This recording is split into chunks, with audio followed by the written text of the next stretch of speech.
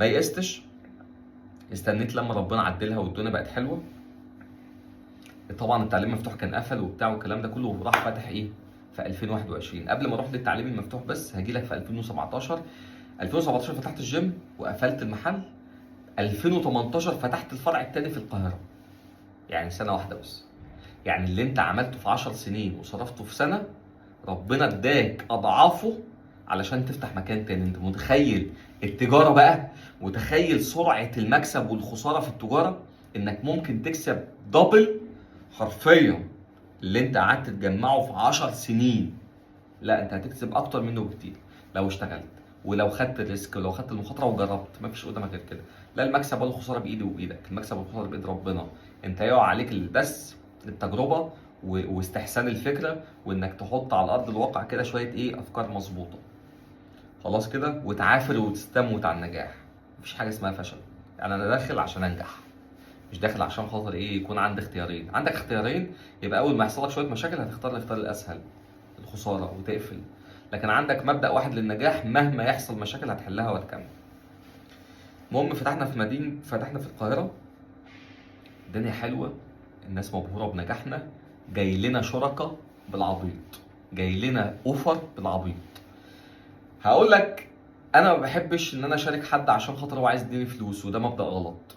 وفي بعض الاوقات هو ممكن يكون صح لو انت اخترته، لكن انا ما بحبش المخاطره. انا احب ان انا اللي يكون معايا ده كتف بكتف ونشتغل مع بعض. ما احبش حد يقعد في البيت يتنك عليا ويقول لي كذا، واصل بتاع، واصل انت ما اشتغلناش كذا. ما احبش الكلام ده خالص. احب اكون ملزوم وانت شايف الخساره والمكسب قدام عينك عشان ما تفتحش بقك. وده يمكن يكون برضه سبب نجاه، لان كل الناس اللي دخلت في السكه دي خسرت وقفلت مشاريعها، ولبست طاقية ده لطاقية ده علشان تسكته، وبعد كده الدنيا انهارت عليهم فهربوا وخدوا ملايين او خسروا ملايين وهربوا.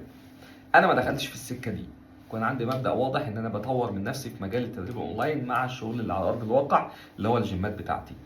التدريب الاونلاين كان ماشي كويس جدا، الدنيا حلوه قوي. بدات ان انا خلاص 2018 فتحت الجيم، بدات ان انا اركز شويه بقى على السوشيال ميديا وبتاع والكلام ده كله. 2021 طبعا جت كورونا خلتنا نقفل خلاص كده فتره. انا كنت متحمل طبعا ايجارات وحاجات زي كده اهوت في مواعيدها باليوم. خلاص كده، المهم ربنا عدى الغمة على خير. 2021 دخلت تاني ما نسيتش حلمي القديم، الكلية اللي هتخليني اوصل لحتة تانية انا عايزها، بس مش هوصل لها غير من خلال بوابة التعليم. المهم بقى وقتها 2021 دي بدأت في كورونا 2019 2020 بدأت اطور ادواتي جدا في التدريب الاونلاين، لان ما كانش في شغل في الجيمات، والتدريب الاونلاين كان هو اللي ماشي في الوقت ده جدا. وانا كان معايا اصلا قاعده كويسه جدا، بس كانت ادواتي برضو مش مواكبه للوقت اللي انا فيه.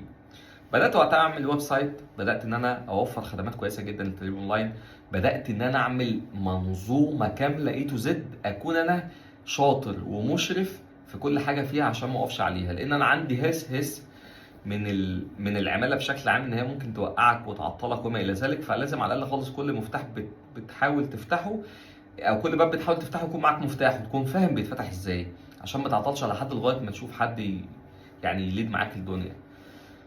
عملنا الويب سايت، عملنا شغل كويس جدا، عملت منظومه جباره. خلاص كده، ليه جباره بالنسبه لي؟ هي بتخدم هدفي انا، هدف المحدود اللي هو الناس عايزه تدخل تعرف مين اسلام محمد، تشترك، تدفع الفلوس تجي لي، النظام ياخد النظام، يكون معاه زي خدمات كامله بتوفر عليا ان انا ارد على اسئله كتير، ان انا اتكلم معاه كتير، ان انا اعمل حاجه بياخد الانظمه بتاعته كلها عباره عن فيديوهات، الاكل كله في انظمته اللي هو محتاجها، في الاختيارات اللي هو محتاجها، في شيت تعليمات هامه، طرق تحضير الاكل، كل حاجه.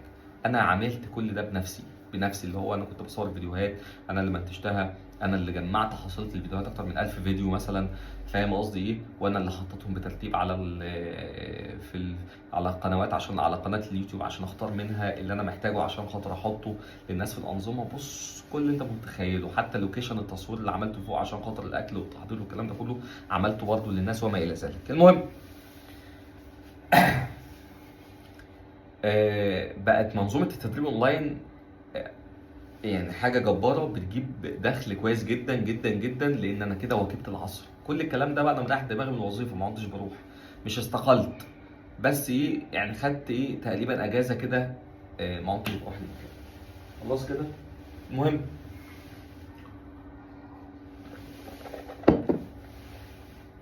الوظيفه بقى هستقال منها او مش هستقال منها، ده خلاص انا سبتها، لان انا بقى عندي شغل الاساسي. في 60 ثانيه هرجعك معايا كده الشريط ده كله. لو انا ما كنتش بعمل حاجه جنب الوظيفه خالص بنيه بقى ان انا اتعلمها او بحبها، كان ال10 سنين دول هبقى ماشي بخطوات بطيئه جدا، هبقى زي ما انا ما عملتش اي حاجه خالص، ولا كنت هبقى بركب عربيه، ولا كنت هبقى بعمل حاجه، ولا اي حاجه في الدنيا. انا اللي سعيت، انا اللي اشتغلت 20 ساعه وانا اللي تقبلت الوضع وما كنتش بقول لا. انا اللي كنت بمرن برايفت وانا شغال 20 ساعه، وانا اللي كنت بشتغل اونلاين وكنت بنزل محتوى وانا صاحب وانا بشتغل 20 ساعه، وانا اللي كنت برضه بليد حياتي كلها من الاكل والشرب والمصاريف والتخطيط والتدبير وكل حاجه وانا بشتغل 20 ساعه. ولما فكرت قعدت على المنوال ده سنه واثنين وثلاثه واربعه، وفي 2014 رحت قدمت تعليم مفتوح، ما كانش معايا فلوس اكمل وسبته. كمل، انا لسه بقول لك اهو. وبعد كده خدت ريسك وبعت حاجه غاليه عليا جدا، وما كنتش عارف انا هكسب ولا اخسر عشان خاطر اعمل. هنا كان في نقطه رعب، انا مرعوب يا ترى هكسب ولا هخسر. لو خسرت يبقى خسرت كل تعبي في 10 سنين فاتوا. ما كنتش عارف برضه انا لو كسبت هكسب كتير ولا لا، بس كنت عايز اخد الخطوه وخدتها وربنا كرمني. ده لانك انت بتاخد خطوات ثابته في ارض الواقع وبتتعلم حاجه وبتطور نفسك فيها، لا زهقت ولا مليت. كل الكلام ده حصل في حوالي 9 سنين ولا 10 ولا 8 سنين ولا 10 سنين، وانا ما مليتش.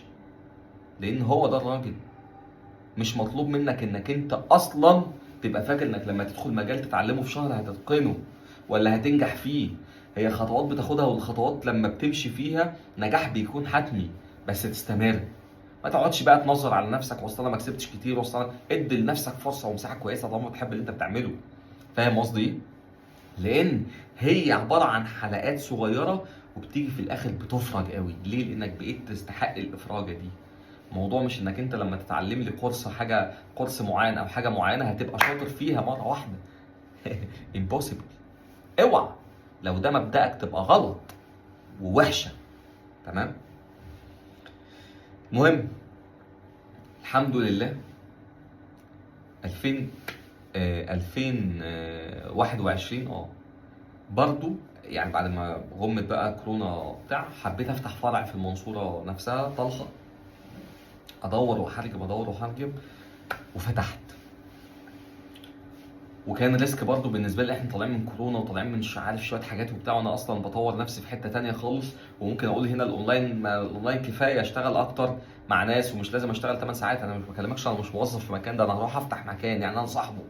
هيكون عبء عليا بس هيكون زياده دخل وهيكون توسع اكتر، وانت ما تعرفش الرزق فين بس ربنا هيديك.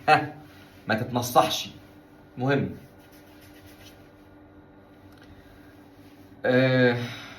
فتحت والحمد لله يسر وكرم وفضل من ربنا، الدنيا جميله. فتحنا بمستوى شيك والدنيا حلوه وجميل قوي الموضوع. وانا في الافتتاح ده قدمت تعليم، خدت اولى تانية تالتة رابعه.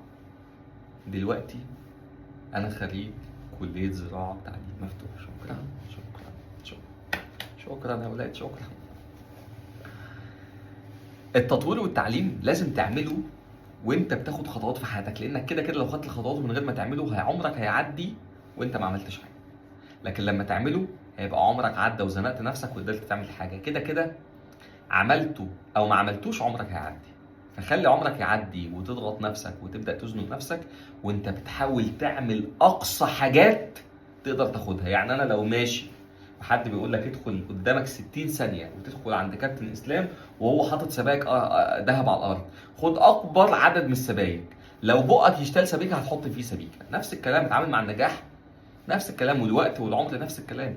انت ماشي في الطريق، حاول تاخد اكتر ادوات تساعدك في النجاح قدام.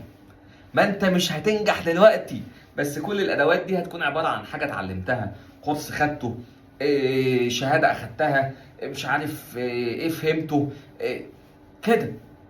كده انت عندك ادوات تقدر تنزل الساحه وتفرجنا بقى على ادواتك دي هتنجحك ازاي. لكن تيجي تنزل الساحه تطلع السيف ما تلاقيش سيف، هتتقسم على طول.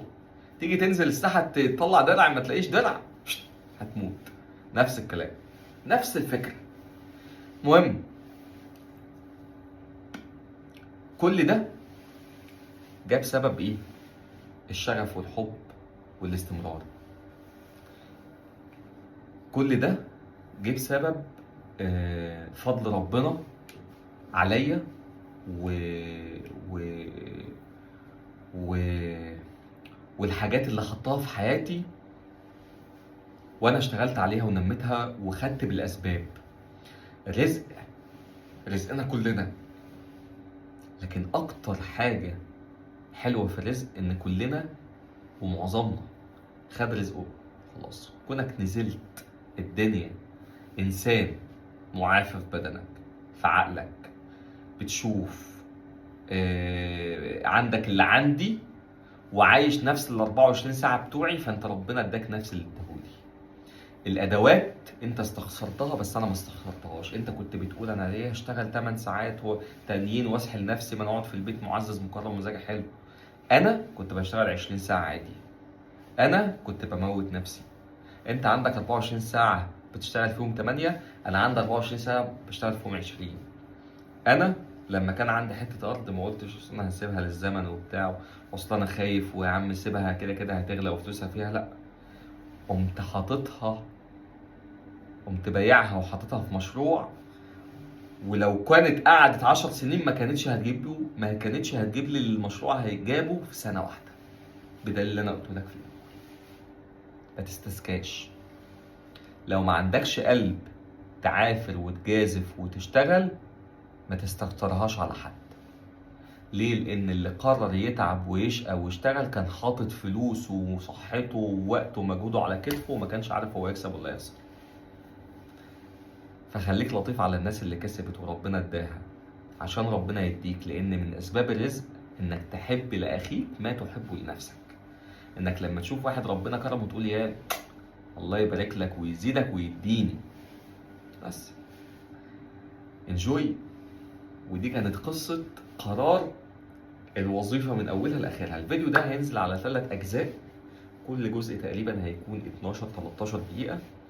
اتفرجوا عليه، هيبقى واحد من أهم الفيديوهات اللي هتشوفوها في حياتكم عن قرار التطوير من النفس في أي حاجة أنت بتعملها جنب شغلك الأساسي، علشان تكون هي في الأساس بعد كده صاحبة الملك أو صاحبة الفضل عليك بعد ربنا في كل اللي أنت بتعيشه، وانتشالك من الظلمات اللي انت، او مش اللي غيرك لما قرر يكسل ويقول اصل انا مش هعمل، اصل انا مش هطور، اصل انا مش ما عنديش وقت، اصل انا مش فاضي، اصل انا هقعد على القهوه، اصل انا هسافر مع اصحابي.